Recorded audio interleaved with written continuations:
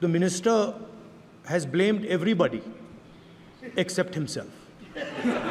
Right? I don't even think he understands the fundamentals of what is going on here. आप प्रश्न क्या है आपका?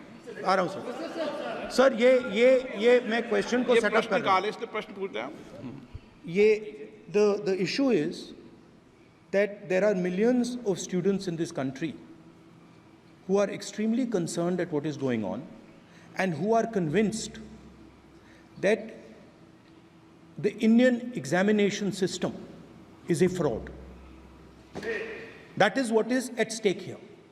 Millions of people believe that if you are rich and if you have money, you can buy the Indian examination system. And by the way, and this is the same feeling that the people in the opposition have. And that is why we are asking some very simple questions to Honorable Minister. Number one, as this is a systemic issue, what exactly are you doing to fix this issue at a systemic level? Yes. That's the first question. Okay. Question में चल रहा है अभी। Please. अब मैं मंत्री जी मैं एक बार बोल दूं इस बात पे। चलो मंत्री जी आप शॉर्ट में जवाब दो, फिर मैं बोल ही देता हूं आज।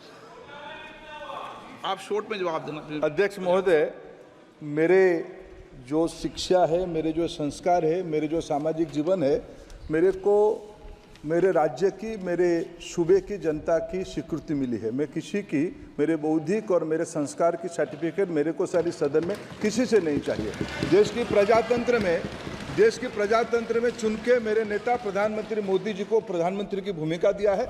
मैं उनकी निर्णय से यहाँ उत्तर दे रहा हूँ सदन को। बाकी ये कहना चिल्लाने से सच झूठ नहीं हो जाएगा साहब।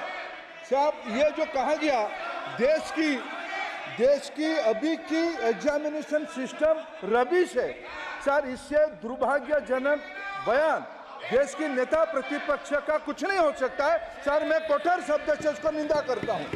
बाकी रहा, मैं सर आपके सामने, आपके माध्यम से देश के सामने सर एक तथ्य रखता हूं सर। जिन्होंने रिमोट से सरकारें चलाई है, 2010 में 3 बिल आया था सर शिक्षा सुधार के लिए।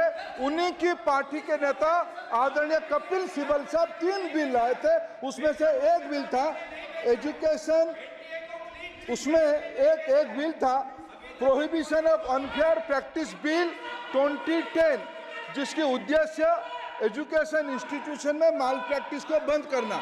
सर मेरे सरकार की हिम्मत है, अभी हमने पब्लिक एग्जामिनेशन की रेगुलरिटीज में बिल लाए, कानून बनाए। क्या मजबूरी था कांग्रेस पार्टी की, क्या मजबूरी था नेता प्रतिपक्ष की? उन्होंने उस बिल को उल्टा किया, किसके दबाव में उल्टा किया? क्या निजी मेडिकल कॉलेज की दबाव में, उनकी घूसखोरी की दबाव में उन्होंने उस बिल को उल्टा किया था? सच सुनने की सामने ही है।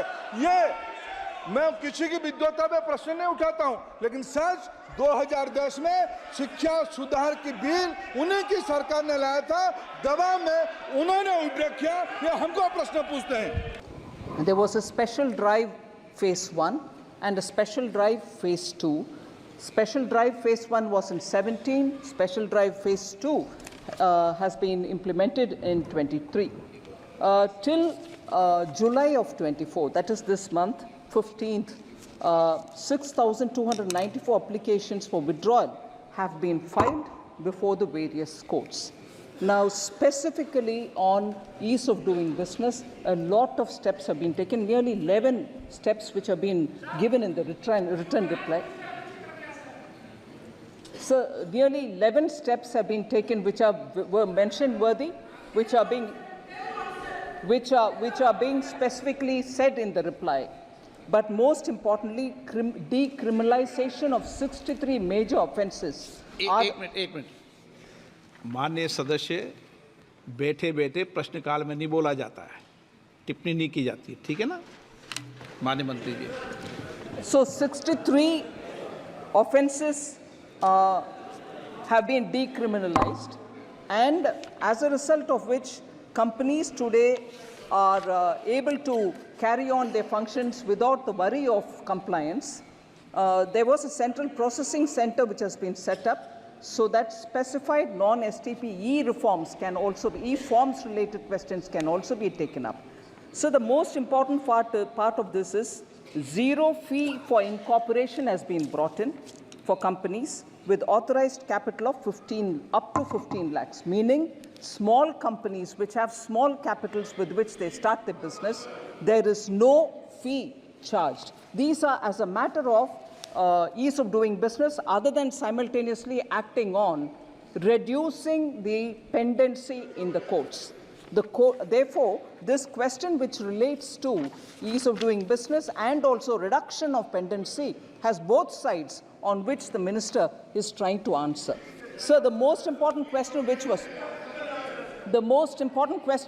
Jagadambika Pal raised, that the reforms which have been brought by the SEBI, particularly in timelines which have been given for settlement of claims, is a remarkable step taken forward, and our markets have also been, and companies have also benefited from it.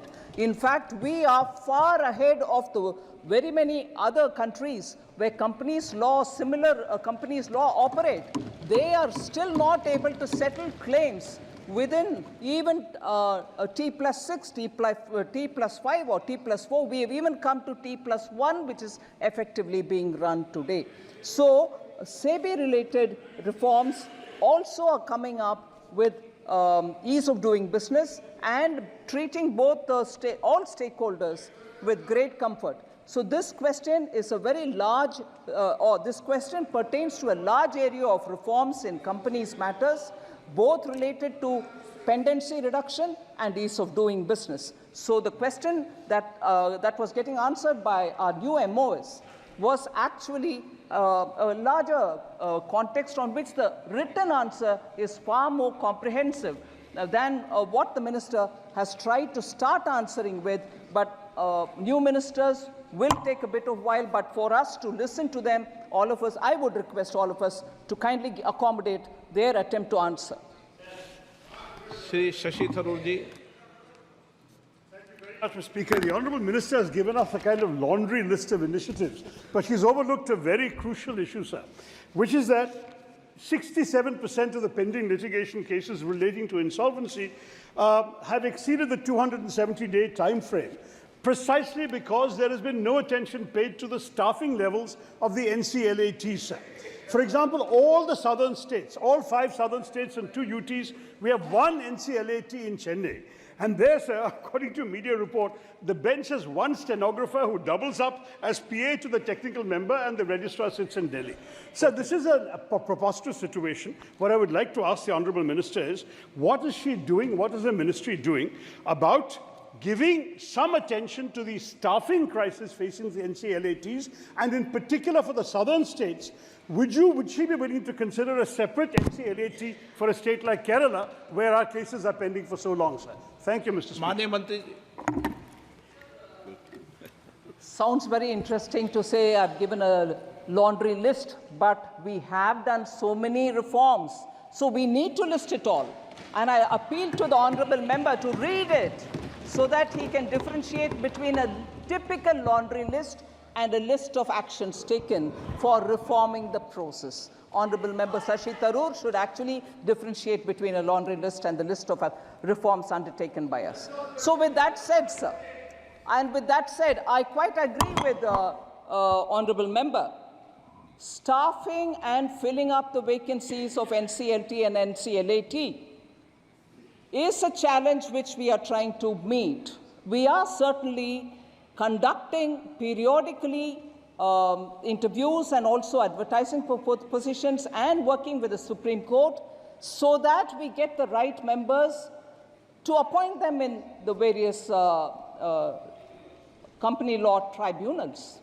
Yes, it is the truth that there is only one NCLAT, and that is located in Tamil Nadu. I'm sure for now at least,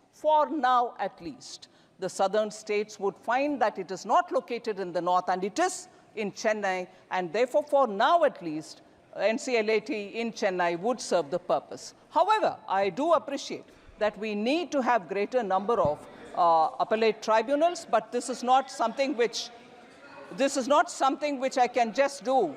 Oh, sir, my mic is off. So it's not only the opposition members' mics which are getting off, even mine is off, if that satisfies you. Sir, but my answer is not complete.